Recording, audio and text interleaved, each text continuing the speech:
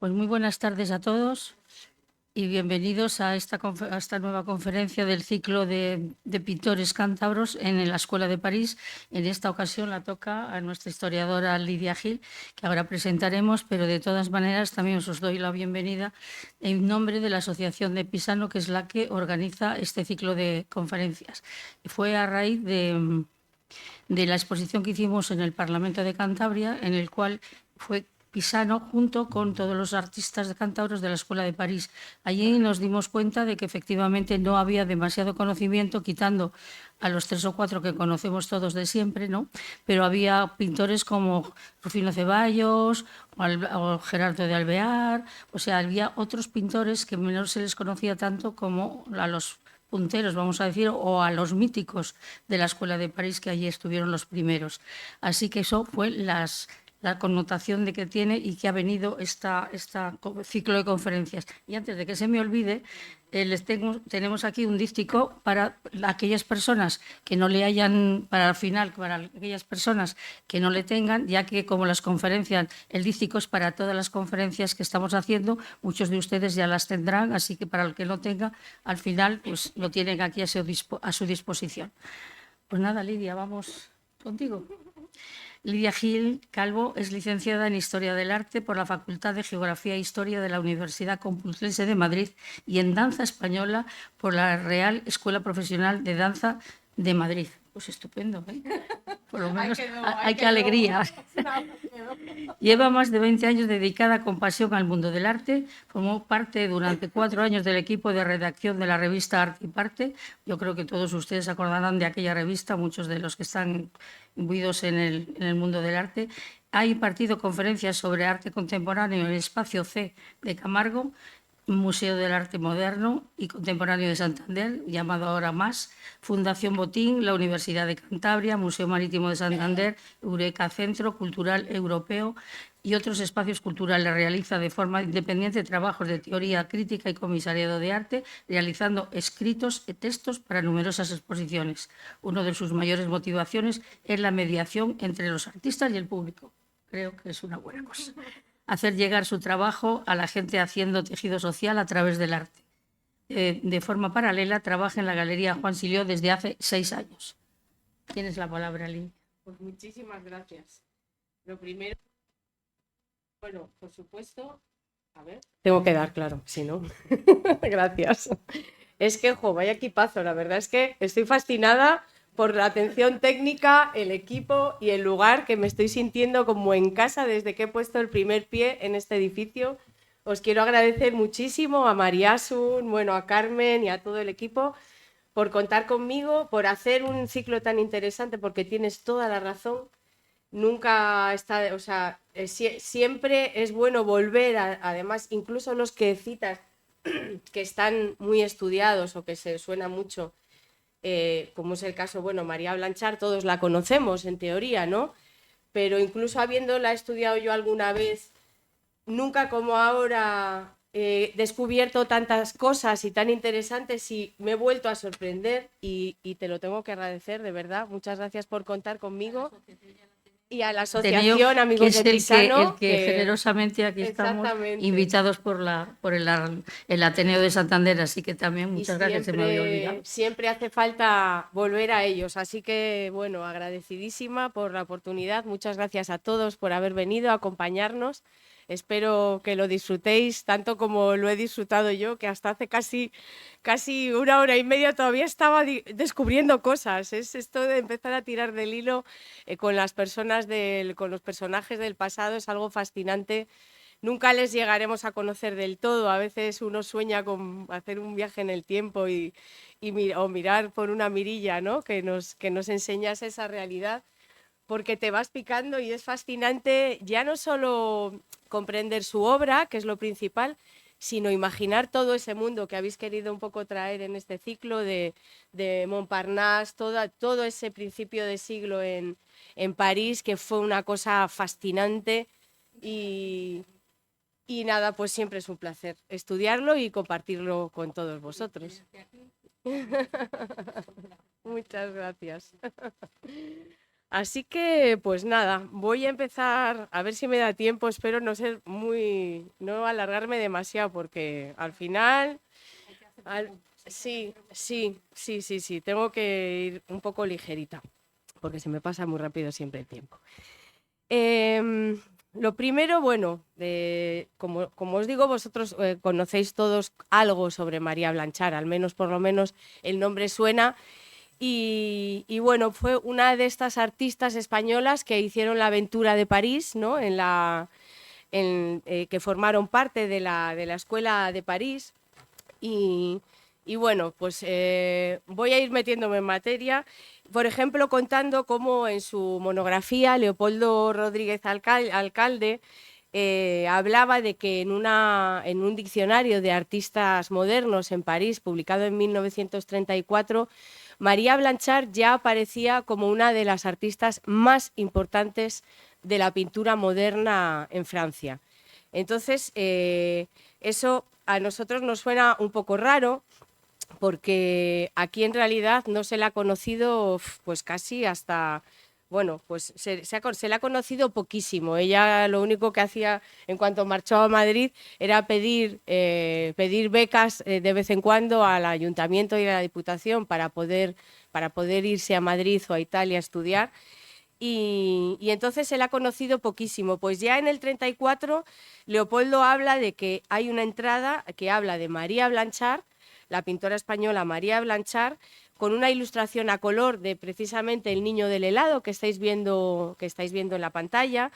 Y además aparecían otras artistas como Bert Morisot, Marie Cassatt, Susan Baladón, Sonia Delaunay, Sofía Tauerard, María Lorenzín y Serafina Luis, como un poco citando las excepciones como mujeres que había dentro de todo ese diccionario de artistas del arte moderno en Francia. La presencia en los museos de nuestro país era escasísima, hasta muy tarde casi estaba solo la Gitana en el Museo de Santander y la Convaleciente en Madrid, mientras que, bueno, he traído aquí un ejemplo de los 5 que hay en el Pompidou, para también que que vayáis haciendo como una composición de lugar de los distintos estilos que hizo María Blanchard en sus diferentes épocas. Pero vamos, aparte en el Museo de la Ville de París hay 21, en el Petit Palais de Ginebra hay cuadros de ella, en museos de Ámsterdam, Bruselas, Grenoble, Nantes. O sea que aquí es y era, sobre todo era muy poco conocida, pero en Francia desde luego era muy conocida. Y eso es importante saberlo. Ya se le atribuyen unos 330 cuadros, segurísimo que hay más. Hace poco tuve, como le contaba a Carmen, una magia, que es que de repente apareció por la galería hace 2 días María José Salazar, que es la grandísima experta en el arte de María Blanchard, que casi me da un vuelco al corazón. Me quedé así y la dije, María José, y se debió quedar diciendo, esta loca, ¿qué la pasa? Digo, ¿es Salazar? Y sí. Digo, no te creerás que te estoy leyendo todos los días. Y es que es la gran estudiosa. Gracias a ella sabemos las cosas que sabemos, y ella misma me contaba que falta muchísimo por estudiar. Echamos mucho de menos todas las cartas porque fue muy amiga de los artistas de la Escuela de París y se carteó con todos ellos. Faltan también saber de sus lecturas, de muchas cosas que notas que te faltan datos para hacerte el cuadro general y con la intensidad que necesitas para comprenderla, ¿no? Entonces, bueno, pues ella me contaba que a veces, de vez en cuando, pues sigue apareciendo algún cuadro de María Blanchard que se desconocía, porque aparte tuvo una época de mucho éxito, sobre todo entre los años 20, los 20, 25, 26, y vendió muchísimo, y algunos han sido vueltos o donados a los museos, pero muchos otros no, siguen en colecciones particulares, y es posible que ya de herederos, que gente que no sepa ni siquiera que es de un artista tan importante, ¿no? Así que, bueno, todavía queda un largo camino para conocer mejor a María Blanchard. Y nada, en esta presentación pretendo un poco hablaros de los inicios, de cómo comienza, de su etapa de formación, Después un poco sus etapas creativas y bueno, y también os quiero proponer algo que a mí me ha servido muchísimo porque todo lo que se lee de María Blanchar es lo que hablábamos antes. Es casi lo mismo, ¿no? Buscáis en internet y se cuenta todo el rato lo mismo, lo mismo, lo mismo. Y a mí me ha servido mucho algo que deberíamos hacer siempre, que es preguntar a los cuadros, ver qué es lo que está representando el artista, por qué lo representará, por qué lo representa así, qué es lo que nos está hablando a través de su pintura, ¿no? Que al final es el medio de expresión del artista con el público. Y hay más cosas de las que de repente miras los cuadros de otra manera y es muy interesante, muy interesante. Así que nada, intentar comprender el contexto y escuchar y leer los cuadros. Y bueno, yo echo mucho de menos los textos escritos por los artistas para un poco escuchar su voz. Y de lo poco que yo tengo, aunque se sabe que escribía, de lo poco que yo tengo es el texto, perdón, las solicitudes de beca que hizo a la Junta de Ampliación de Estudios, a la Residencia de Estudiantes. Estas becas se crearon en el 1907 pues para un poco incentivar que los científicos estudiosos españoles salieran al extranjero a ampliar sus estudios. Y entonces María pidió 2 becas. La pidió 2 veces, en 1914 y en 1915. No le concedieron ninguna. Las becas que siempre disfrutó fueron del Ayuntamiento, de la Diputación, lo que duró, y luego pues se buscó la vida y vivió muchas veces en la miseria. Tuvo una época de florecimiento que ganó dinero, pero en realidad además era increíblemente generosa y lo daba todo. Tenía la puerta de su casa abierta y entraban, bueno, no me voy a adelantar. Y si soy capaz, porque ha salido fatal esta fotocopia, voy a intentar leeros porque son sus palabras y además habla del concepto que ella tenía del arte contemporáneo, del arte de su momento. Pide una beca, bueno, para irse a Italia y a París a estudiar, y dice no solo en el anhelo de un adelanto personal, sino con la esperanza de comprender, de cooperar al progreso artístico de España, que ha de responder a su glorioso pasado no meramente como una estéril admiración hacia sus obras maestras, apreciadas casi siempre más en la superficialidad que en lo profundo, sino el entramado vigorosamente sino entrando vigorosamente en las corrientes modernas, ya que el arte es vida y por lo tanto permanece sujeto a las leyes de renovación y cambio, ya que uno no puede vivir solo de lo que fue, sino de lo que es, de lo que palpita en el alma, en la experiencia de hoy tan interesante o más que las épocas pretéritas. Mas para poder encontrarnos así a nosotros mismos, nuestro espíritu verdadero, si al considerar el arte como algo infinito que se nos revela en esas fases distintas estudiadas por la historia, precisa huir de la repetición mezquina e irreflexiva de lo consagrado y a la vez necesita, sin abjurar, su libertad y espontaneidad. Mantener un contacto íntimo y hondo con las obras que aparecen como un producto de un ideal puro, a fin de sensibilizarse y refinarse para poder mejor percibir y descubrir los secretos del arte y el carácter del mundo actual que el carácter del mundo actual nos ofrece, y cuyas concepciones y expresión cambia y tiene que cambiar constantemente. Este era el concepto que María Blanchar tenía de la modernidad, o sea, absolutamente moderno incluso hoy en día. Y bueno, quizás por eso he titulado, que es un título que me vino desde el principio y digo, no sé si está bien o mal, pero he titulado la charla Pintora íntegra y pasional. Íntegra, desde luego, pues porque en la exposición de pintores íntegros, que como luego os voy a contar, hizo Ramón Gómez de la Serna en 1915, pues ella estuvo incluida entre otros artistas, y él decía íntegro que eran artistas llenos de sí, ponderados e insobornables, y me gustó mucho esa definición de artista, ¿no? Y luego pasional, porque siempre se ha tenido una idea de María Blanchar como una persona únicamente sufriente, como bueno, un poco... y realmente yo cada vez que, no solo por su pintura, sino cuando lees lo que acabo de leer, por ejemplo, o cuando escuchas todo lo que sus contemporáneos decían de ella, era una persona absolutamente determinada en lo que quería hacer, muy fuerte, tremendamente muy inteligente, muy concienzuda en sus objetivos y una persona muy pasional y en el arte, ¿no? Era tremendamente apasionada del arte, como veis, en sentido genérico y con lo que sentía que ella tenía que aportar al mundo artístico, ¿no? De su momento. Así que os voy a contar muy brevemente de dónde viene ella. Ella nació en Santander, por cierto, que no se me olvide, que además Enrique me descubrió ese dato. Esto era la Sala María Blanchard de la Diputación, que es otra magia que me quedé como una loca de la alegría que me dio. Digo, pero si esto es maravilloso, yo no lo sabía en realidad. Y esto era la Sala Blanchard, que era la Sala de Arte de la Diputación de Cantabria. Y es que ella nació en la calle Santa Lucía, que se llamaba Libertad en ese momento, en 1881.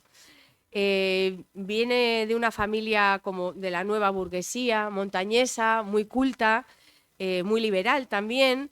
Me gusta mucho Leopoldo, que habla de ellos como que de la familia, que dice que era una familia de curiosos temperamentos y punzantes personalidades, con frecuencia bien próximas a las inquietudes aventureras, políticas y literarias, que me ha encantado. Ya venir al mundo en una familia así, ya seguro que imprime de carácter, por lo menos, yo creo. Y bueno, pues su abuelo paterno pues tuvo un periódico, fue fundador de La Abeja Montañesa, que fue un periódico muy importante de la montaña de entonces, de Cantabria, o lo que fuera, entonces no era Cantabria. Y su padre también dirigió el diario liberal El Atlántico. Su madre su padre era de Cabezón, su madre era de Santander, pero tenía ascendencia a abuelos francés y polaca, o sea que también tiene ahí unos antecedentes muy cosmopolitas. Y nada, que se llamaba Concepción Blanchard Santiesteban, luego lo vamos a ver en un cuadro, también al padre, a Enrique. Y bueno, ella también creo que era muy buena declamadora de poesía, le gustaba mucho la poesía. O sea, que eran personas cultas y de hecho su padre fue su primer maestro. Él desde el principio, viendo las dotes que tenía para el dibujo y para la pintura, la animó a que se dedicase al arte. Y de hecho muy prontito, bueno, ella tenía 22 años, se van a Madrid y en 1903 se traslada toda la familia a Madrid y entonces ella empieza a estudiar en talleres con artistas muy reconocidos y de gran prestigio en la época. Este es su padre, ahí le veis, y bueno, pues él pintaba con ella, le empezó a enseñar las primeras cosas y bueno, pues esto, fijaros qué naturaleza muerta, qué perdiz, increíblemente dibujada, ¿no? O sea, ya de muy jovencita pintaba cuadros a sus amigas, fijaros qué maestría ya, claro, era una pintura todavía clásica, pero bueno, desde el principio fue absolutamente, pues tenía una privilegiada para el arte, ¿no? Y en Madrid, bueno, en esa época las mujeres todavía no iban a la universidad. De hecho, hasta 1910 no se quitó una ley que obligaba a las pocas que podían ir, que eran de clase muy alta. Concepción Arenal se travestía para ir disfrazada a la universidad. Pues quitaron una ley que obligaba a las mujeres a ir siempre con un tutor a la universidad, las pocas que iban. Entonces en esta época era muy complicado para las mujeres acceder a los estudios universitarios. Entonces lo que hacían era estudiar en talleres de artistas que eran muy buenos artistas. Ella estuvo estudiando con Emilio Sala y con Manuel Benedito, y aquí veis un poco las obras que hacían estos artistas para que comprendáis un poco, por ejemplo, la primera obra que ella presentó a la Exposición Nacional de Bellas Artes, que era el acto artístico del año en España. Se hacía cada 2 años y no era el sistema de galerías que hay ahora ni demás, entonces era donde los artistas de todo el país los seleccionados mostraban sus obras y era un acto social increíble en Madrid y todo el mundo iba a ver qué es lo que se estaba cociendo en el arte en el momento. Ella se presentó 3 veces, en 1906, que fue seleccionada, en 1908 y en 1910. Obtuvo la tercera medalla y la segunda, ahora os voy contando. Y entonces presentó pues este cuadro que es La Gitana. El de la izquierda es otra gitana que pintó, el de la derecha es el que presentó a la exposición nacional. Y bueno, aunque es todavía un cuadro muy, muy de la época, ¿no? De ese gusto costumbrista, exótico, pues ya se ven bastante pues como, como son las pinceladas y bueno, y sobre todo una actitud. Vais a ver en María cómo sus personajes son únicos en su estilo y cómo parece que nos quieren hablar, o sea, y que nos están contando muchas cosas. Desde luego, si os fijáis en las gitanas de Emilio Sala o de Benedito, son como sensuales, como flamencas, y en este caso ella ha hecho una niña casi apocada, un poco mirando como con cierto recelo o insegura. Y bueno, pues ya un poco es el anticipo de lo que nos va a ir mostrando. Bueno, esto es hasta más expresivo de lo que vamos a ver después. No me adelanto. Para contextualizarlo, quería enseñaros a esta artista que es muy poco conocida, Marga Roset. María Roset, Marga es la hija, que fue madre de 2 artistas también, Marga Gil Roset. Y esta mujer, ella estudió arte también en los talleres de Chicharro y de varios artistas de la época, y también pintó La Gitana. La Gitana era una cosa que la pintaban todos los de esa época, vamos, porque hay gitanas de esa época para aburrir. Es un autorretrato el que veis en medio, y os pongo este retrato de familia porque ella solo empezó a pintar con unas dotes extraordinarias también cuando se quedó viuda. Y un poco a lo que estaba abocada una mujer en esa época, y hasta hace bien poco, era un poco eso, a casarse, a tener una familia, sobre todo si es de familias acomodadas. Y bueno, pues eso es algo a lo que María no no accedió. Se ha hablado mucho de que sí, como era poco agraciada, porque tenía esa cifoscoliosis, que era no sé qué. Y yo estoy cada vez más convencida de que ella no quiso tener esa vida. Yo no voy a entrar en nada de la psicología sobre María Blanchard porque casi solo se ha hablado de eso con este personaje y no me apetece para nada. Es imposible saber las cosas hasta que no salgan cartas, hasta que no se puedan saber más cosas.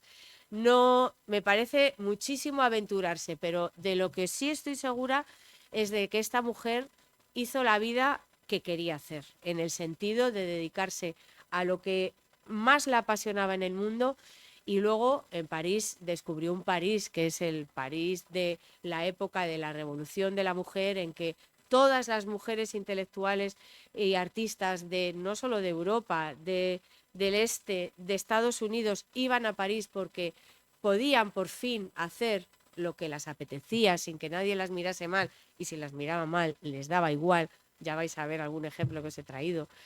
Y realmente ella estuvo viviendo entre artistas y personas fascinantes, estuvo viajando, viendo museos y haciendo cosas que por eso cuando se estableció ya en París no volvió a España jamás. O sea, desde luego hizo una vida que para mí siento que que para ella era la vida que quería hacer. Esa es por supuesto, es mi opinión, pero bueno, ya vais a ver. Por eso os quería contar un poco, porque son muy contemporáneas. Si María nació en el 81, Marro nació en el 82, y es un poco por comparar, ¿no?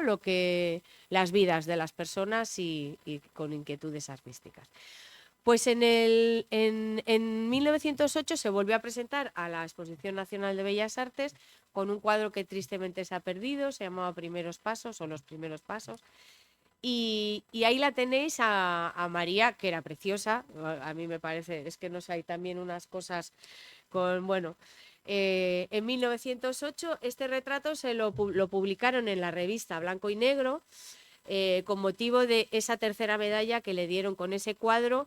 y gracias a ese premio la beca y el ayuntamiento le dieron una beca y se pudo ir a París, que fue la primera vez que fue a París, en 1909, y allí entró a estudiar en la Academia Viti, que era, como veis, había muchísimas mujeres estudiando también, y ahí es donde empezó, donde tomó clases con Anglada Camarasa, bueno, con Kies van Dongen, y bueno, va a conocer a un montón de artistas. Incluso a Juan Gris le conoció también en esta academia. Allí conoció también a Angelina Vilov, que es una artista rusa que también recaló en París y hicieron muchísima amistad y fueron juntas a hacer un viaje a Bruselas, también con una pintora que no la he estudiado todavía, pero la tengo pendiente, no sé nada de ella, Vladislava, una pintora polaca. Es que empiezas a tirar del hilo y hay cantidad de artistas, mujeres interesantísimas, porque los masculinos ya los hemos conocido, ¿no? Están en los libros de arte, pero todas ellas, es que yo hay algunas que no me suena de nada, empiezo a mirar en páginas de su país y tal, y dices, pero esta mujer era increíble. Bueno, pues ya sabéis lo que pasa. Se van de viaje a Brujas. Y hete aquí que allí conocen a Diego Rivera, que María Blanchard ya le conocía, le había conocido en Madrid porque había venido a estudiar a Madrid desde México, porque con una carta de presentación de Germán Cueto, un pariente, un primo de María Blanchard, que irá a visitarla a París años después, otro artista también que yo no conocía y muy interesante. Y entonces a Diego Rivera ella ya le conocía, ya había hecho amistad en Madrid con él, y allí, bueno, pues se juntan todos y van también con otro artista, con Enrique Freiman, y van a viajar juntos, van a pintar al aire libre, van a visitar juntos los museos, incluso van a viajar a Londres, van a estar en la Tate, les va a fascinar Turner, Blake, todo esto, las pocas cosas que se saben, ¿no? Pues que son datos como muy sueltos, pero bueno, nos podemos hacer una idea. Y bueno, Angelina y Diego se enamoran y comienzan una relación y van a hacer como un trío inseparable que durante muchos años van a compartir casa, van a compartir estudio y van a tener los tres una amistad muy intensa, van a pintar juntos, porque la verdad es que era un ambiente artístico el que había en esa época en que todos compartían muchísimo sus descubrimientos, las tertulias eran interesantísimas, se hablaba mucho y no solo de arte, o sea, lo mismo se hablaba en esas tertulias de literatura, de poesía, de ciencia. Bueno, la teoría de la relatividad surge en ese momento, se dice que tiene mucha influencia en el cubismo y todo eso, todo se pergeñaba también entre vinos, absentas o lo que fuera, pero se hablaba mucho de arte y de cultura, ¿no? Y se compartía mucho. Y bueno, vivía mucho pues como los artistas ahora, compartiendo casa, compartiendo estudio, porque bueno, pues la mayoría pues por haber decidido esa vida vivían un poco casi en la indigencia muchas veces, entonces había mucho compañerismo. Y estos tres durante muchos años van a ser muy, muy, muy amigos. En ese viaje, pues uno de los primeros cuadros que conocemos de ese viaje es la aldeana bretona, pintado en 1910, que aquí ya también, aunque tiene todavía ese estilo un tanto costumbrista o academicista, un poco de la pincelada aprieta, pero ya vemos cosas que vamos a ver en su obra más adelante y que la van a caracterizar mucho. Que es, María siempre va a pintar, casi siempre va a pintar interiores, va a pintar el ámbito doméstico, va a pintar a la gente humilde, trabajadora, y sobre todo esa introspección, esa mirada que parece que está hacia adentro, que no está, esa mirada como que no estás mirando nada, que estás casi pensándote o recordando. Esto es algo que a mí me fascina de los personajes de María Blanchard. Y aquí, ya tan pronto, está esa actitud reflexiva, como que casi parece que está intentando retratar el interior de la persona, ¿no? Bueno, en 1910 que es la última vez que se presenta a la Exposición Nacional de Bellas Artes, presenta este cuadro, Ninfas encadenando a Sileno, y con él gana la segunda medalla. Y con la segunda medalla le van a otorgar otra beca y va a poder seguir yendo a París, que es lo que siempre quería hacer, casi escapar. Porque tanto la vida era complicada en España, que estaba mucho más atrasada, pero para las mujeres mucho más, y ella con ciertas dificultades tenía muchos más problemas. Entonces, pues puede irse a París gracias a esta segunda medalla otorgada en la Exposición Nacional. Y aquí hay una cosa fascinante también. Fernando Álvarez Sotomayor fue otro de sus grandes maestros en Madrid, y ella pinta que parece, al principio yo no me había dado cuenta, parece que es casi la misma. En esa época se pintaba mucho pintura de historia, pintura mitológica, y ella recoge este momento de la mitología, ¿no? Que de las ninfas encadenando a Sileno, y retoma esa escena de que evidentemente se toma como referencia el cuadro de Álvarez Sotomayor, que es Orfeo atacado por las bacantes, ¿no? En el cuadro de Orfeo atacado por las bacantes, bueno, es un episodio tremendo, ¿no? De la mitología, en que Orfeo ya ha bajado por Eurídice, no se la ha podido traer, y estando enamorado de ella, pues no hace caso a las bacantes, ¿no? No se enamora, no permiten que le enamoren.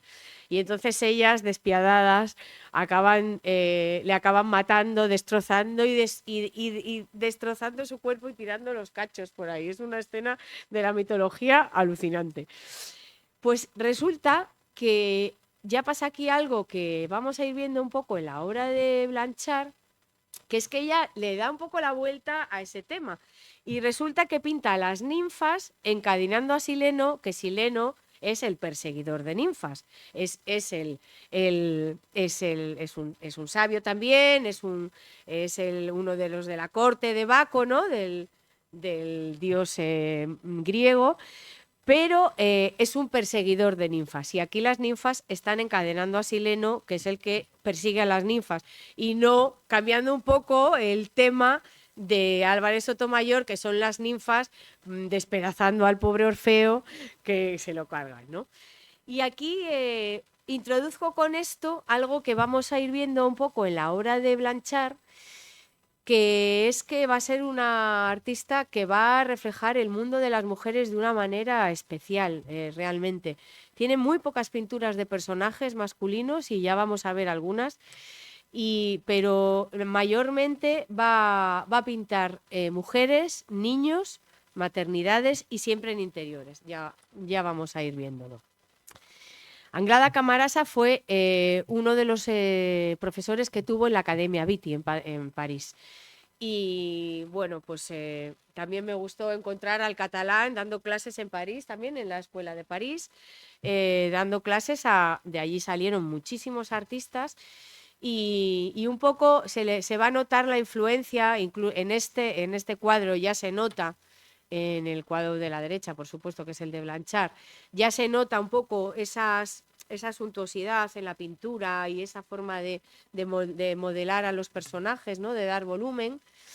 Y evidentemente la gitana, pero también la maternidad, lo vamos a ver. Y de Anglada Camarasa quería leeros un texto que le escribió, a ver si lo encuentro, porque me voy pasando así, no aquí. Que le escribió como un poco certificado de estudios cuando le concedieron la beca, cuando fue a pedir la beca por el premio, cuando pidió la beca para irse a París. Le escribió este pequeño texto para que sirviese un poco de certificado de estudios, ¿no?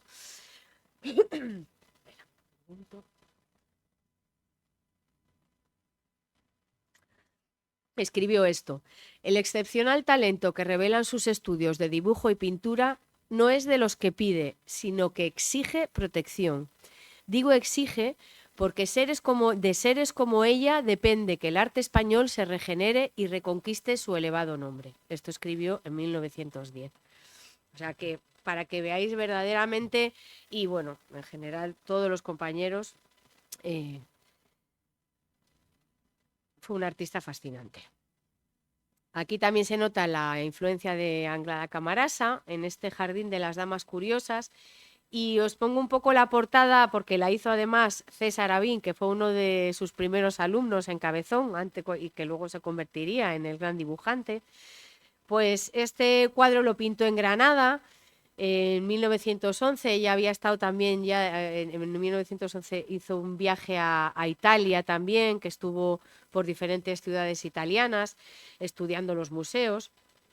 Y aquí un poco ella hace referencia a las mujeres, ella estaba rodeada de mujeres, de grandes intelectuales, como fueron su prima Matilde de la Torre, también escritora, diputada socialista y feminista, Consuelo Vergés, que era prima segunda, maestra, escritora, periodista, traductora, la poeta Concha Espina, que se convirtió en una gran, aunque era esposa de su primo, pero se convirtió en una gran amiga, incluso en Madrid estuvo viviendo con ella un tiempo y le regaló el cuadro precisamente este de Anglada Camarasa, que es el de Sileno, las ninfas encadenando a Sileno, que se lo llevó a casa y dijo, bueno, guárdalo en el desván, y si no te gusta, era así, para que veáis como, si no te gusta, se lo das al trapero para que se lo lleve, dice que no, María, que nos encanta, que nos lo vamos a quedar y lo vamos a poner. Bueno, ella era muy humilde con su arte, pero porque además era tremendamente exigente también, ¿no? Y bueno, pues en este cuadro un poco hace alusión a esa relación, es algo que además vamos a ver en muchísimos de sus cuadros, que ella va a representar mucho las relaciones de amistad, de complicidad entre las mujeres. Y este es uno de los primeros ejemplos, y un poco a tenor bueno, pues de todas estas mujeres tan interesantes que tenía a su alrededor, que eran intelectuales como lo era ella, por supuesto. Y de hecho Matilde de la Torre recogió el título que le debió gustar para el título que publicó en 1907, una obra de carácter epistolar que también hablaba un poco de todas estas relaciones. Y este es un cuadro que a mí me ha resultado tremendamente revelador y que, es que de estas veces que dices, necesito a alguien que sepa mucho más, que cuente más cosas, que el cuadro me hable, ¿no? Este es un cuadro bueno, pues pintado entre el 12 y el 14, y es de los, fijaros, es de apenas pinto paisaje, como vais a ver. Esto en realidad es un paisaje, se supone que es la bahía de Santander. Luego hay muchas cosas y seguramente de lo que yo diga, algo, María José Salazar también lo ha dicho muchas veces, hay cosas que se han ido transmitiendo y que no se sabe muy bien si son ciertas o no.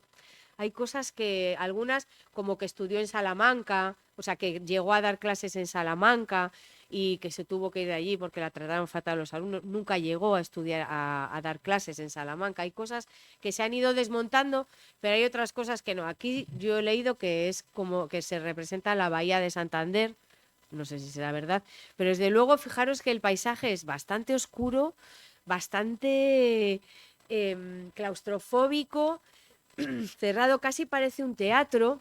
Sí que se intuye si lo del fondo es mar y hay como la montaña al fondo, ¿no? Como la otra ribera, digamos. Parece casi como un teatrillo, ¿verdad? Parece como que está como en una escenografía prácticamente. Y representa, como dice su título, Concepción María Blanchard y Santi Esteban, que era la madre, con Ana Blanchard y María, la hermana. Hablando con María José, que la pobre, el poco rato que estuve, la hice 4 o 5 preguntas, porque son esas dudas que dices, nada, ¿quién pregunto, no? Por favor. Y ella decía, bueno, no, dice, a mí, Ana, sí que, o una de las hermanas que ella conoció, sí que dice que son ellas y demás. No se sabe, hay cosas que no se saben a ciencia cierta. Pero el cuadro se titula así. Y María es el personaje del centro. Y a mí me fascina, porque bueno, ver los cuadros y dices, vale, tal. Está hablando de la enseñanza, ¿no? María no quería dedicarse a la enseñanza, por más que su familia quería asegurar su futuro y porque llegó a sacar la plaza en las escuelas normales y sacó la plaza para Salamanca, pero ella se marchó y tuvo que ir su hermana a denegar la plaza porque no quiso ni atada. Entonces, en este cuadro, si pensamos que María es el personaje del centro, que además tiene ese pelito que llevó ella, hay una foto por ahí que tiene hasta ese mismo pelo, fijaros, sí que tiene como una especie de... tiene el cuerpo un tanto extraño. Luego tiene un cuello de cisne que para mí es como una sublimación de sus deseos, porque lo que sí que la pasaba es que era cheposa y tenía poco cuello. Y yo siempre pienso que en este cuadro ella se ha estirado el cuello como a ella le apetece. Y luego está pintada casi como un chico, como veis. Fijaros qué atuendo, ¿no? La hermana, que es la que además aparece atenta, mirando, bueno, atenta, un poco renegada, ¿no? Mirando a la madre, que está como diciendo, como bueno, con sus enseñanzas, ¿no? Y María está absolutamente absorta de esas enseñanzas o de esos mandatos o de esas cosas que se les mandaba a las mujeres hacer y que seguramente le estaban diciendo siempre: María, métete a profesora, tal. Y la artista, como todos los artistas que yo conozco se representan cuando se hacen autorretratos, está mirando al espectador, además fijamente, y con una mirada además poderosa. Y bueno, ahí lo dejo. Es un cuadro verdaderamente para mí inquietante y muy, muy fascinante. Vemos también como está ya esquematizando las formas, ya no es esa pintura naturalista o como la que veíamos antes.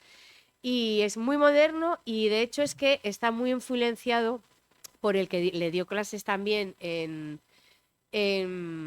la Academia Viti, que es el artista Kies van Dongen, que fue fovista, que fue uno de los artistas que trabajó el color a tope y evidentemente le influenció. Fijaros el de arriba, que es un retrato de Fernando Olivier, que era también artista y modelo, que fue pareja de Picasso, más conocida por eso que por su arte, por supuesto, como siempre. Y, y aquí tenemos casi, yo creo que es el único que he visto de paisajes que pintó Blanchard, un poco en ese juego de soltar el pincel, de aplicar el color, de hacer la composición a través del color sin contornos que lo contengan. Bueno, pues de trabajar y experimentar con este tipo de arte que le ofrecían sus maestros. Bueno, este es otro cuadro inquietante también a tope. La Española, titulazo también, titulazo porque pues no tiene nada que ver lógicamente con esas gitanas estupendas y seductoras que pintaban los academicistas y costumbristas, y aquí ya se va viendo también un poco ese estilo que me gusta relacionar también con Solana, porque parece casi una marioneta. De hecho, casi tiene este rasgado de boca como esas marionetas de antes que movían a la boca así, ¿no? Evidentemente no es una española feliz, para nada. Es también muy osada la composición, ese verde detrás. También una cosa que quería contaros, bueno, creo que viene en la diapositiva siguiente, que me adelanto. Bueno, pues como veis, en esta época además María Blanchard se va a quitar el Gutiérrez Cueto porque ya va a ir firmando de maneras distintas: María Gutiérrez Cueto, María Gutiérrez Blanchard, y se va a quitar directamente el apellido Gutiérrez Cueto, va a firmar como María Blanchard, también algo que le aconsejó Picasso también, que la valoraba muchísimo y le fascinaba como artista, y le decía: ay, María, pobre, ¿te crees que se puede vivir del arte solo pintando bien? Pues él sabía muy bien que había que hacer otras cosas. Y bueno, pues aquí veis mucho del estilo que vamos a ir viendo en su época de madurez. Estas sombras de color, bueno, lo de quitarse el apellido y quedarse solamente con el apellido de su madre es muy ilustrativo también, porque te estás queriendo hacer francesa, estás casi quitando la parte española de tu apellido. Un país que Gerardo Diego contaba que cuando él la conoció, que le preguntaba por un lado por un lado no quería saber nada, por otro lado preguntaba con cierta avidez. Pero evidentemente ella aquí no lo tuvo nada fácil y no solo en Santander, en Madrid tampoco, o sea, porque es que no había lugar ni para la modernidad y menos para una mujer, ¿no?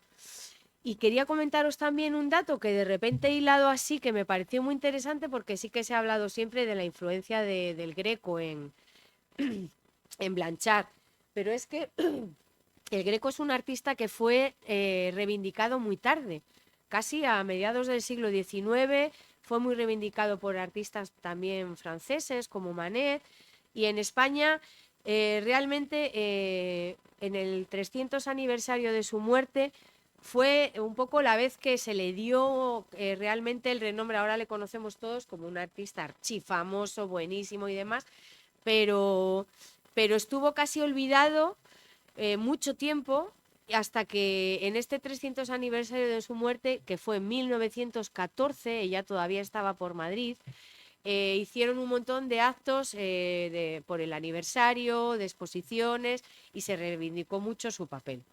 Y aquí quiero que os fijéis en esas sombras, en esos brillos que van a ser muy característicos de María Blanchard. Aquí lo veis un poco en el vestido. También estas sombras tan oscuras marcando los volúmenes y bueno, pues esos ojos vidriosos que recordáis de muchos cuadros del Greco, pues está claro y ese espacio que entra hacia adentro también se va a ver, lo vamos a ver en algunos cuadros, o sea que va a tener también una gran influencia porque ella fue muchísimo al Prado, o sea, vamos a ver influencia de Velázquez, de Goya, de un montón de artistas que la van a influenciar. Era una apasionada de la historia del arte. Y este cuadro tan extraño que tenemos en el MAS, que en el MAS tenemos 7 obras, no están siempre expuestas todas, pero tenemos que ir a verla más. Es un cuadro que siempre me ha parecido evidentemente muy extraño, ese pelo, pero bueno, miraba el, no voy a volver, pero el peinado de Consuelo Vergés era también como muy así, como una especie de casquete. Y luego, claro, sí que se nota esa influencia africana en París en ese momento. Todos estaban enloquecidos con el arte primitivo y el arte africano. De hecho, el cubismo, una de las mayores influencias para las damas de Aviñón, de Picasso, que es de 1907, fue gracias a esa tremenda influencia del arte africano y el primitivismo.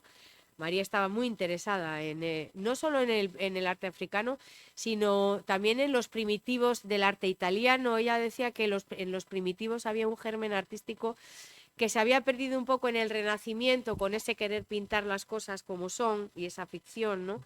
En los primitivos ella sentía que estaba un poco la verdad de la representación pictórica. Y buscando aquí, que buscando máscaras y demás, pues fijaros que me encuentro esas cejas. Digo, por favor, si son las de la mujer con el vestido rojo, ¿no? Y es que vais viendo y hay un montón de máscaras que tienen hasta esas sombras, esa boca. Bueno, no, por supuesto la he encontrado azarosamente, para nada fue de influencia directa, pero es que hay muchas representaciones así y en esa época se reivindicaron. Gómez de la Serna tenía una colección de máscaras africanas, o sea, que es que estaba en el aire hasta esos collares, bueno. Y fijaros en las sombras también del vestido negro, que son también muy grecorianas, muy del Greco, ¿no? Otro cuadro extraño también, pero os lo pongo y voy a intentar ir rápido porque no me va a dar tiempo. Tú dime si vamos mal porque... ¿Qué me dices? No, pero si me queda todo. El espacio, es que es verdad, me queda muchísimo. Fijaros cómo el espacio lo trae hacia arriba y son esos, no me lo puedo creer, eso como aquí en la comulgante. Voy muy rápido.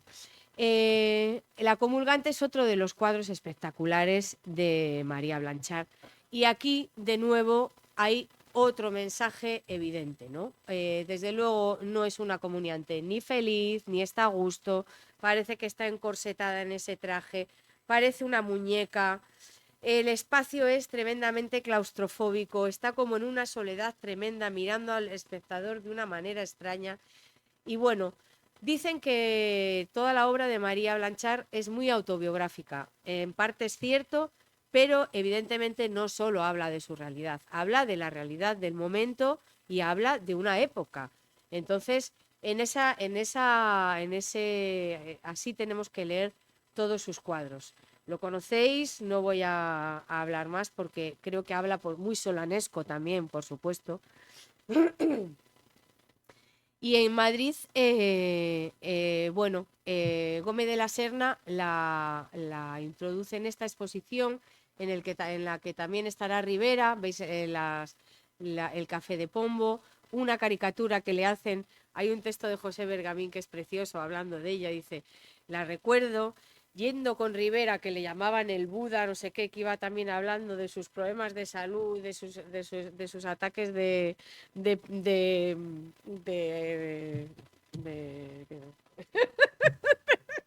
bueno, es que ya me pongo nerviosa porque me queda muchísimo, perdona.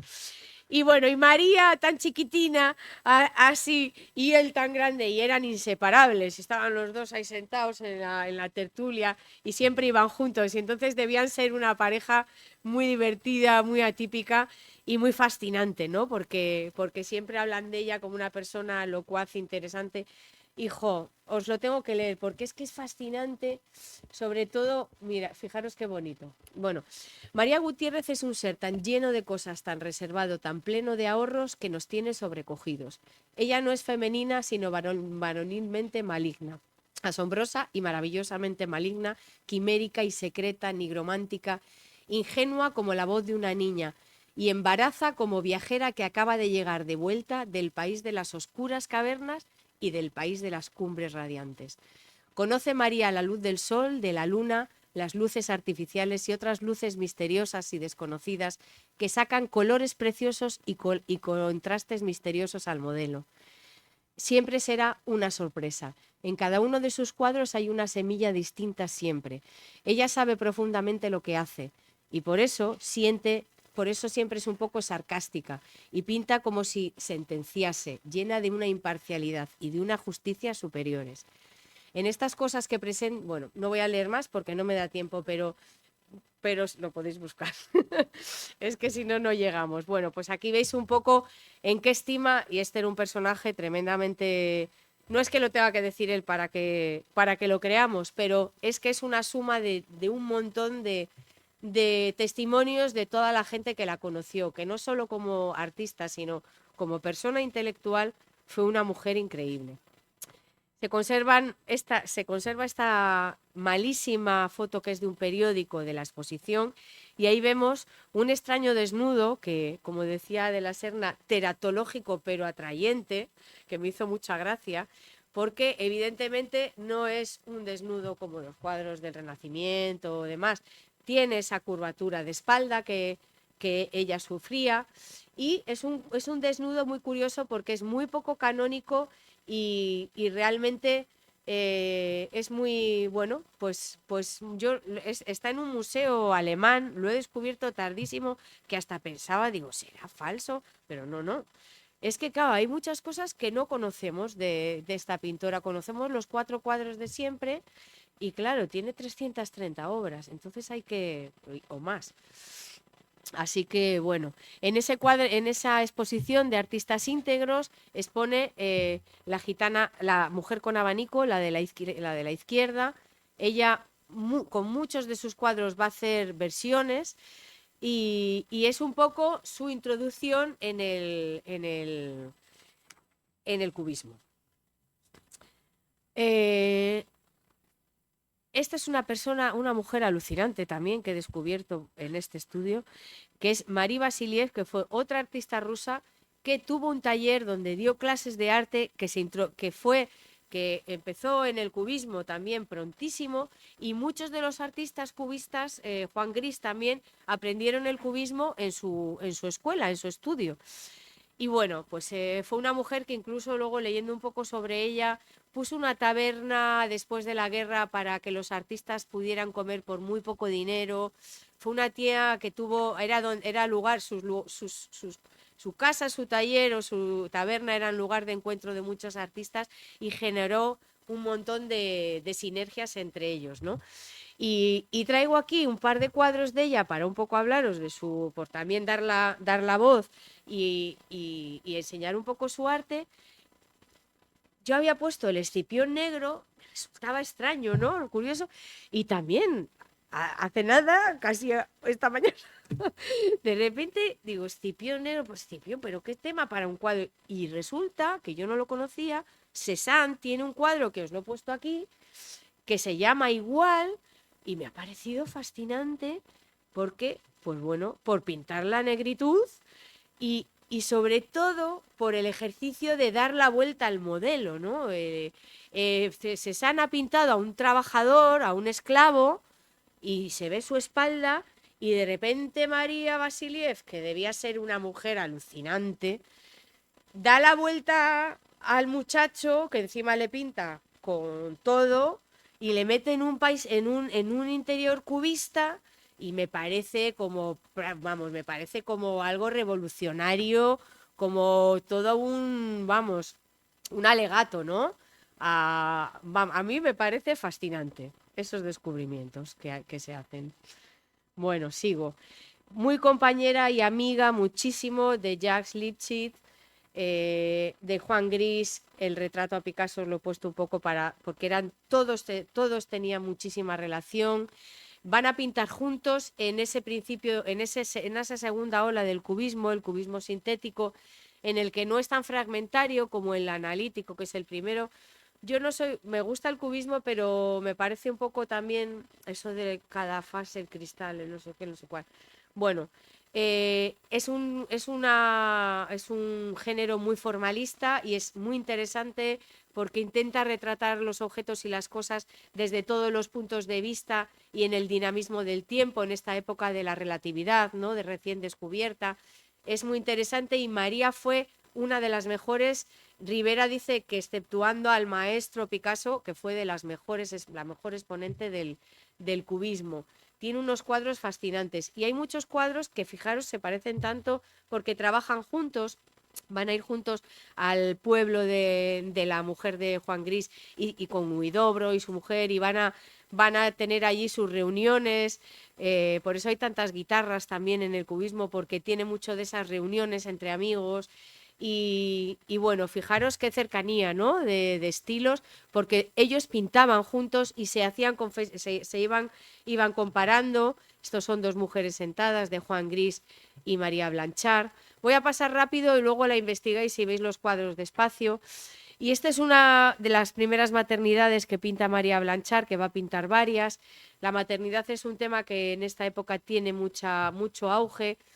He leído que tras la guerra el tema de tener hijos, de la esperanza, de muchas cosas puede tener que ver, pero en realidad es retomar un género muy clásico también, luego vais a ver. Y en este caso es una maternidad en el esquema cubista que está haciendo María en ese momento, una de Rivera, y son además en los dos casos es Angelina Vilov con el hijo que tuvo con Rivera. Aquí la veis retratada. Ella misma se dibuja en un grabado encima, y los tres están pintando juntos, están pintando el mismo tema. Este niño tristemente murió y bueno, ellos se separaron y demás. Otra historia estupenda también. He metido, sí, es que no hay tiempo. Este también lo he descubierto hace muy poco, y sobre todo lo he puesto, es un cuadro de Diego Rivera, que es Angelina Vilov, y una artista que yo no lograba encontrar, pero porque está mal escrito el nombre en el catálogo donde aparece, y es Alma Dolores Bastián, que era también ruso-cubana y fue muy amiga de ellos, y fue muy amiga de María Blanchard. Y de hecho, ella cita que o sea, gracias a ella he leído de María José Salazar que María Blanchard llegó a escribir un tratado teórico sobre el cubismo y otras cosas más. O sea, que sabemos que María escribía también, pero no se conserva nada. La hermana que se quedó con todo lo de ella, me contaba María José que dice, tenía los cuadros debajo de la cama. Hay muchas cosas que no se han estudiado, nadie las ha estudiado, nadie las ha sacado.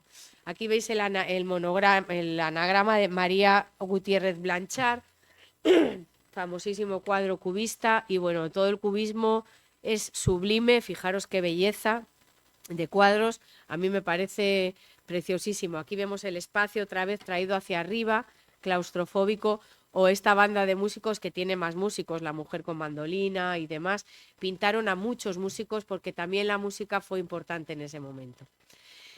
Este es un retrato muy curioso. María no se dejó retratar casi nunca, ni fotográfica ni pictóricamente, pero esta artista sueca que estuvo en París en el momento y tuvieron una gran amistad, de hecho la va a volver a visitar 2 veces en el 20 y pico y en el 31, casi antes de morir, hizo 3 retratos de ella, 3 retratos en el que ella posaría, ¿no? O sea, tuvo una gran amistad con esta artista. Y son casi las únicas pinturas que conocemos de María Blanchard. Era esta mujer que fue una pintora, también es interesantísima, tiene cuadros bellísimos, de nuevo una maternidad que la llama Virgen Española, y este autorretrato maravilloso con una profundidad psicológica alucinante. Aquí la vemos con otra de las alumnas que tuvo, Jacqueline Rivière, que era hija de la familia de los Rivière, que fueron un gran apoyo para ella. Y este fue una curiosidad que os traigo, que es una pintura que le hizo Blanchard a Jacqueline para el cabecero de su cama, una chinería, porque María estaba también muy interesada en el arte oriental. Le regaló también una segunda versión que hizo de la Comuniante. Y en el 20 es el retorno al orden. Ya la he visto, te he visto. Te he visto, María Sun. Voy. Madre mía. El retorno al orden en los años 20, fijar, bueno, pues en el que todos los artistas vuelven a la figuración. Entonces, bueno, pues aquí veis las 2 hermanas, un cuadro que lo vendió y fijaros si le gustó que lo volvió a comprar. Empezó a exponer, aparte de las galerías parisinas, en Bruselas. Aquí veis cómo se influenciaba de los clásicos. La maternidad, tengo yo un problema con el tiempo muy serio. Varias maternidades, qué pena. Muchas niñas leyendo, muchas lectoras, pinta un montón de también ancianas, pero fijaros, casi son todo mujeres prácticamente, niñas jugando, sentadas, pero todos están en una actitud como muy abstraídos, ¿no? Es algo que tenéis que fijaros cuando investiguéis. Están en posturas muy abstraídas, fijaros la ampliación, fijaros cómo trataba el color, con qué maestría, ¿no? Cómo generaba esos volúmenes que me parece, bueno, maravilloso. Y todo escenas de interior, escenas íntimas, el tema de las comidas también, casi como eucaristías, niñas cansadas. Muy pocas alusiones hizo al vestido. He puesto estos 3 porque generalmente los trajes con los que representa y las vestimentas son vestimentas vais a ver, muy abstractas, muy atemporales, y en muy pocos casos, y siguen pareciendo encorsetados, como muñecos. Es como si estuviese diciéndonos algo, ¿no? Sobre la época que vive, sobre sí misma. No voy a aventurar nada más. Mucha influencia también de los artistas del siglo XIX franceses, como Corot, que tiene un montón de lectoras también, o Manet. Fijaros, el niño del Canotier es totalmente...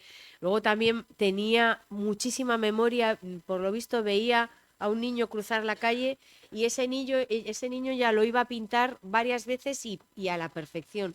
Tenía una memoria visual tremenda porque no trabajaba con fotografías ni con posados, nunca trabajó con posados. Y bueno, esas escenas de interior, ¿no? Esto vamos a verlo mucho en la obra de María Blanchard.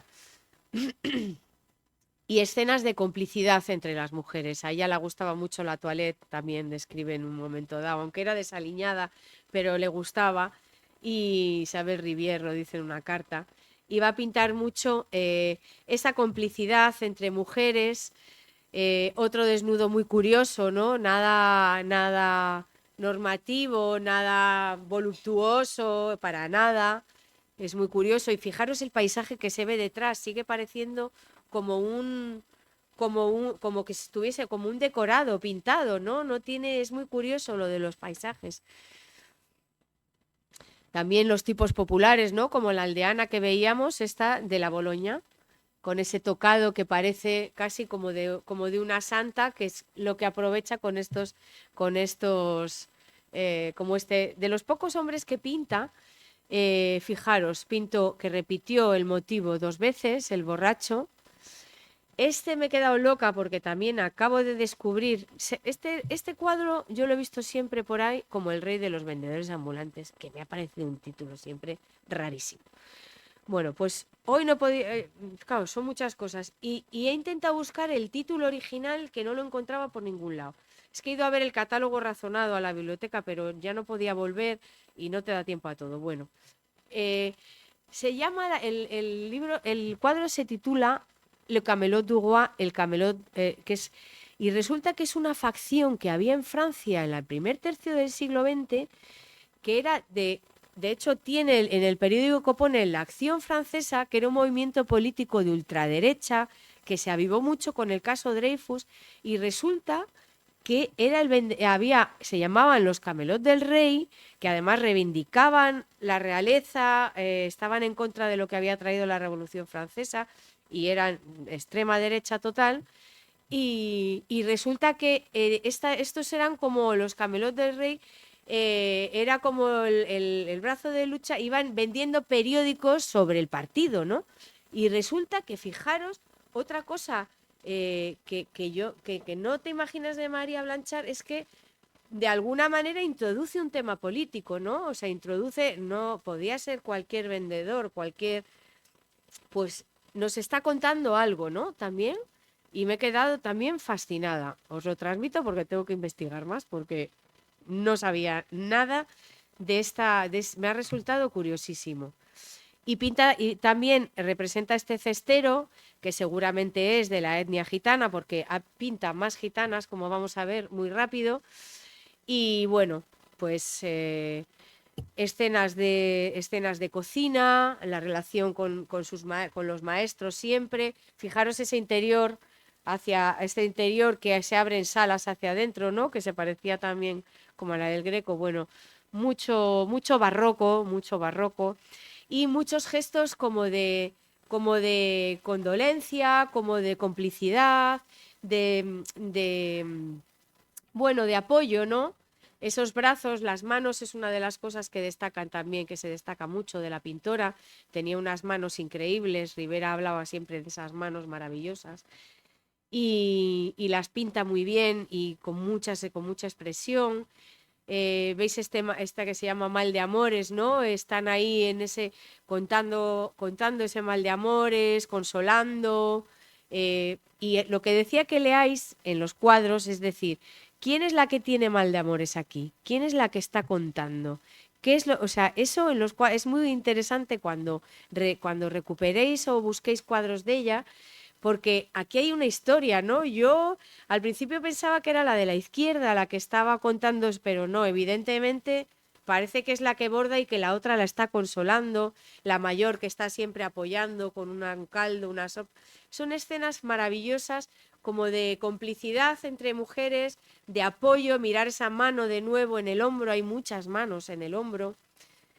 La echadora de cartas le está contando su futuro posiblemente y no le está gustando nada. Hay otra historia aquí, la otra está mirando y estará pensando, no sé qué. Bueno, hay muchas historias ahí en esos, fijaros qué interior tan maravilloso y con tantos detalles. Y ella va a tener, a partir del año 27 muere Joan Gris, que había estado un poco enemistada con él, pero va a ser un palo gordísimo. Va a tener varios fallecimientos alrededor.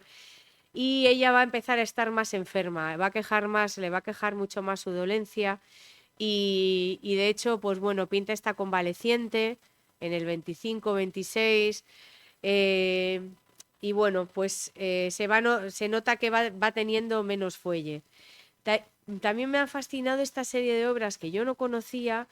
Ella, cuando empezó a ganar más dinero con los cuadros, se fue su hermana con toda la familia a su casa, no sé qué.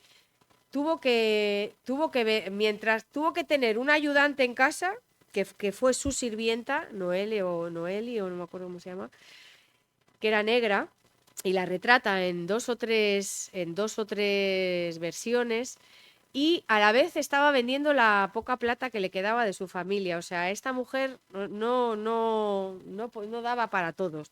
Ayudaba, en su entierro fueron cantidad de pobres que habían estado, a los que había estado prácticamente sosteniendo. Y luego Pinta está refugiada y es otra vertiente de María Blanchard que yo no conocía. Que es un poco, no solo pinta a los pobres, a la gente con pocos recursos, sino que también se hace eco de las mujeres que estaban desplazadas, que estaban, que estaban sufriendo, pues que tenían que ocuparse de las familias y demás, estando son de otras razas, de otros, y están, bueno, pues en una situación de vulnerabilidad. Y bueno, y todo esto lo refleja en varias de sus obras. Fijaros, esta mujer sentada también tiene el velo, parece como si fuese del este, posiblemente, con esa. Y siempre estos interiores muy claustrofóbicos, si os estáis dando cuenta, son todo mujeres y casi todo mujeres, ambientes claustrofóbicos y esto del cansancio también. El cansancio en Corot habíamos visto también esta cosa del cansancio que también me resulta muy curioso. O esta gitana, que en este caso nada tiene que ver ya con esa gitana del folclore costumbrista romántico exótico, sino de una trabajadora seguramente, como el cestero que hemos visto, y una gitana cansada, apoyada. Y al final de su vida tiene un encuentro con el misticismo, con una vuelta al catolicismo que va a reflejar en varias de sus obras y que la va seguramente a reconfortar porque ya se encuentra con muy pocas fuerzas, pero sigue pintando y sigue reflejando un poco todo eso. Estas niñas orante o que también es precioso que haya elegido a San Tarsicio, que es un santo rarísimo, pero cuando he buscado qué santo es este y de qué es, que es el patrón de la Eucaristía y demás, fijaros los ojos, qué expresividad. Resulta que fue un personaje niño, o sea, fue un santo niño que en el siglo III en Roma fue a llevar la hostia sagrada a los que estaban a encarcelados cristianos. Y la llevaba escondida y le mandaron a él porque al ser niño, pues los romanos no le pensaban que iba a pasar sin que se las quitaran, ¿no? Bueno, pues lo cuento rapidísimo, pero es que es precioso. Un grupo de gente le empezó a tirar piedras, le empezó a decir ¿qué llevas ahí? Le empezó a maltratar. Es un niño y también es maltratado por la sociedad, cosa que ella sintió continuamente. Y sobre todo en España, en París no, porque estaba en su círculo de gente que la adoraban, la cuidaban y demás. Pero ella lo sintió mucho, pues elige este santo y pues le apedrearon y le maltrataron hasta matarlo. La muchedumbre se le echó encima y le mató. Parece ser, es histórico. Y cuando le quisieron robar su secreto, pues parece ser que el misterio divino hizo que desaparecieran y no pudiesen profanar el cuerpo de Cristo, ¿no? Y me parece una historia fascinante y también como a través de este cuadro ella nos está hablando de sí misma, nos está hablando, o sea, no ha elegido un santo cualquiera. Yo decía, con este nombre, ¿cómo ha elegido a este santo? ¿Por qué? Pues fijaros la historia de este santo, qué increíble que sea el que ella, por lo visto es un cuadro también que gustó muchísimo. También pintó al final de su vida, veis cómo va soltando la pincelada, muchas comidas familiares, casi una Eucaristía, ¿no? Y gente reunida a la mesa. Fijaros, esta es una misma versión de un cuadro que está en el MAS, en el Pompidou y en el Museo de la Ville de París, cada uno de ellos. Y fijaros también esa complicidad entre las dos mujeres que se hablan, la comida a la mesa. Y también pintó muchísimas naturalezas muertas, que es también como el tema de la vanitas, de la evanescencia de la vida, de la muerte en definitiva. Y justo en estos últimos años, ella murió en el 31, en el 32, perdón, pues va a pintar un montón de cuadros, recupera este género del barroco. Sánchez Cotán, estamos viendo pues todos los maestros del barroco, los huevos de Velázquez, pues sigue teniendo siempre esas referencias de los clásicos, sobre todo del barroco. Y una de sus últimas obras es La Bretona, que estamos viendo ya casi un personaje que casi está mirando a la muerte, ¿no? O sea, absolutamente cansada y vamos, pues es que los cuadros nos hablan, ¿no? Lo que os decía, que tenemos que mirar los cuadros porque nos hablan y nos cuentan un montón de cosas. Este es su estudio antes de, pues después, justo cuando murió, era el estudio donde, bueno, unas fotos de... Y este es un cuadro que le hicieron en su lecho, o sea, en su, bueno, eso es, de cuerpo presente. Y bueno, pues dijeron que sí, es muy famosa la frase de si sobrevivo voy a pintar muchas flores. He leído otra muy buena que me gusta casi más porque son cosas que no sabes muy bien si es leyenda o no. Pero decía, quiero pintar cosas que les guste mucho a la gente, y a mí eso me ha encantado porque se ve que tenía ese interés de transmitir. Y nada, pues una caricatura que le hizo Louis Sabin, su discípulo. Y una foto de ella que me encanta porque tiene esos ojos que tanto la han elogiado muchos de los que le elogiaron, muchos de los que la conocían, y que nos está mirando de esa manera, ¿no? tan profunda. Y nada, con esto me despido, ahora sí que sí. Y muchísimas gracias, perdonad por haberme alargado un poco. Muchas gracias.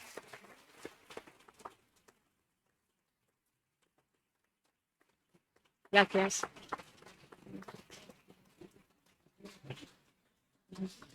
Pues muchas gracias, Lidia. Ha sido interesantísimo la conferencia, y ahora damos paso a alguna pregunta que tengan una curiosidad. Por allí veo un voluntario, el primero, que es lo más difícil. Buenas tardes. Muy buenas, ¿qué tal? Lo primero es decir una cosa. Normalmente todas las conferencias sobre María Blanchard son una cantidad de estupideces continuas, con lugares comunes. Y creo que por segunda vez puedo decir que me ha asombrado o me ha gustado. No lo esperaba de la persona que lo hace. Muchas gracias. Pero hay que reconocer que espero más. Espero que esta investigación, que no está nada más que empezada, pero que sé que existe muchísima documentación en su particular trabajos, se lleve un día a posiblemente un libro del que no tenemos. Porque otra de las cosas es que los grandes libros, y algunos digo grandes por el tamaño, son absolutamente inútiles.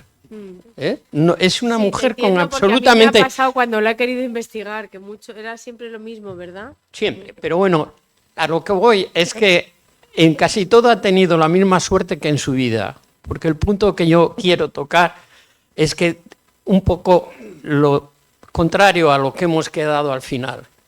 Es decir, que María Blanchard fue una de las mujeres más desgraciadas, más infelices, más rotundamente horrible en su vida.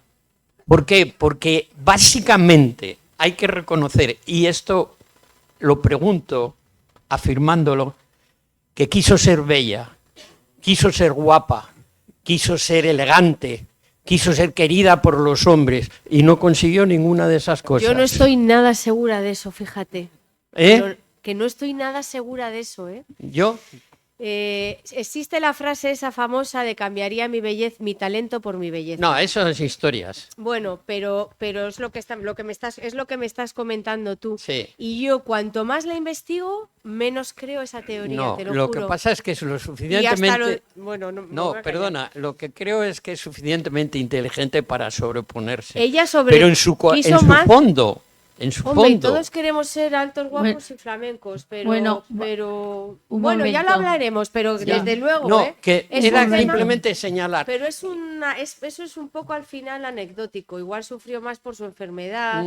No, pero yo Bueno, creo bueno, que empieza son muy teorías, pronto, porque son tiene teorías. además muy mala Sí, suerte. un momento, por favor. La pregunta, por favor, que No, la hay pregunta está, personas sí, que, bueno, es lo que que van, decías, sí. quieren Claro, preguntar no, más pero gente. si empiezas con una relación de 10 años con uno de los hombres más desgraciados, más bandidos, que era Diego Rivera, pues claro, después de Pero eso... eran amigos. ¿Eh? Eran amigos. Bueno, era un chupón de su vida, Bueno, de su dinero. Pregunta, por favor, No pregunta, esa, pregunta, que por sí, favor. estaba de acuerdo de que era No, una mujer desgraciada. Como nos conocemos bien, yo creo que fue desgraciada en parte, pero no creo que fuese lo que definió su vida. Fue muy feliz también.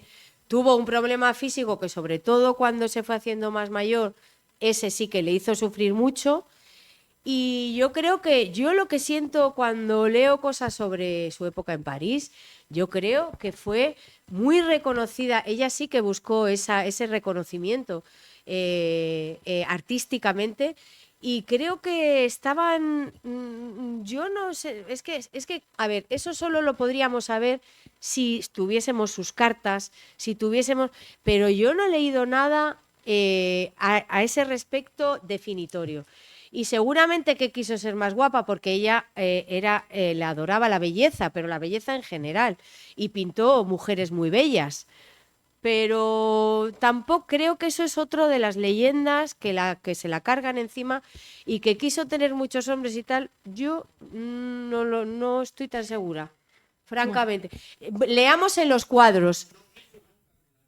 Leamos, ya, pero bueno, hay mucha gente que yo conozco que no se deja hacer una foto ni para atrás. Con esta otra artista se dejó retratar por 3 veces. Sí, perdón, ya lo hablamos, claro que sí, que es muy interesante. Otra Hola. pregunta, por favor. Sí, muchas gracias. Lidia, Ay, hola, te quería muy decir buenas. una cosa, que has preparado muy bien la conferencia, pero te ha faltado preparar una cosa, el tiempo que necesitabas para darla esta maravillosa conferencia que Tienes has dado. toda la razón. Y luego te voy a decir otra cosa. El apunte que acabas de decir me ha parecido muy interesante, en que María Blanchard no se sintió victimista de su pues, defecto de la columna, que la produjo pues eso, ¿no? Y entonces me ha parecido que la idea es que vivió su vida en plenitud, ¿no? A la hora de ser una gran artista y de toda su gran obra que has hecho. Y luego que tu conferencia ha estado cargada de anécdotas muy interesantes y algunas un poco que has personalizado, pero con tu estudio, ¿no?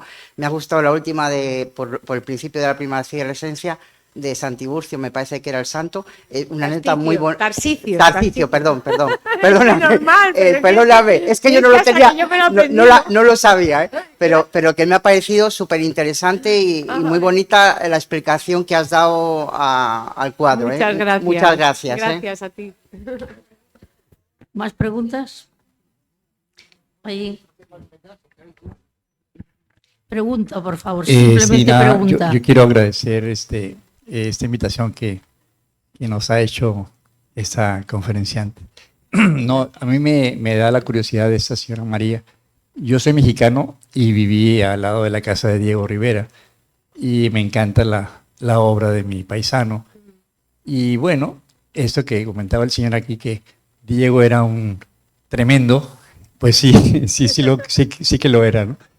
Y nada, saber si qué relación tenía con María Diego realmente, entre amistad nada más, o hubo alguna No, relación. de amistad, absolutamente solo de amistad. De hecho enseguida conoció a Angelina y ellos tenían la relación.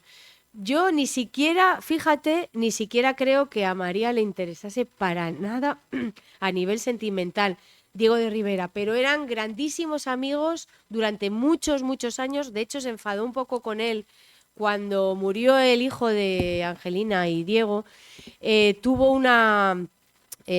una aventura con otra mujer y ahí María parece ser que se enfadó un poco con él y luego enseguida él marcharía para México, o sea que, pero fueron íntimos amigos y amigos de taller, por supuesto, amigos de amistad. Ni siquiera creo que, no sé, bueno, yo no he leído nada ni ha trascendido nada y eso pues no lo sé, no se saben las cosas. Las últimas preguntas. ¿Una más? Pues nada. ¿Hay alguna más? ¿Nada? ¿Alguna curiosidad tampoco? Por allí al fondo. No, por favor, ya que la última no, ha pero- conchado su tiempo, por favor. Gracias. Pues nada. ¿Está todo? Pues nada. Muchísimas gracias. Muchas gracias. Pues muchas gracias y sobre todo que nos has asistido en esta conferencia un miembro del Ateneo, como es María Ay, Su. qué María Su, bien. muchísimas gracias. Un aplauso para ti por haber estado Muchas también gracias. aquí.